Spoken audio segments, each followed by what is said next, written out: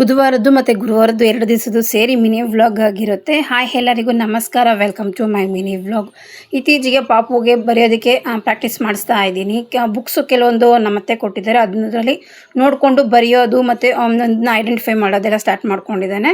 So ಅದಾದಮೇಲೆ ಇದು afternoon lunch ಇಬ್ರಿಗೂ ಸಿಂಪಲಾಗಿ ಕುಷ್ಕ ಥರ ಮಾಡ್ಕೊಂಡಿದ್ವಿ. ಅವನಿಗೂ ಆಗಬೇಕು ನನಗೂ ಆಗಬೇಕು ಅಂತೇಳಿ ಸಿಂಪಲ್ಲಾಗಿ ಮಾಡ್ಕೊಂಡ್ರೆ ಅವ್ನು ಇಷ್ಟಪಟ್ಟು ತಿಂತಾನೆ. ಮತ್ತು ಸಾಫ್ಟಾಗಿ ಸಹ ಮಾಡಿರ್ತೀನಿ.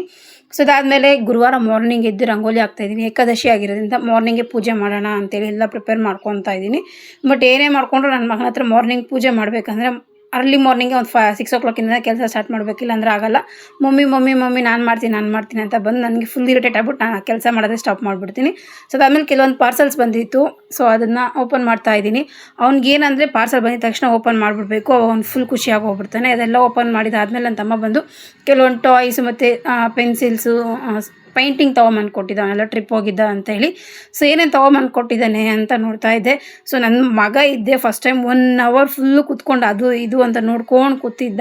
ಸೊ ಅಮ್ಮ ಥ್ಯಾಂಕ್ ಯು ಅಂತ ವಿಡಿಯೋದಲ್ಲಿ ಫುಲ್ ಹೇಳ್ತಾ ಇದ್ದೆ. ಇದಾಕಿದ್ದೀವಿ ಮಿನಿ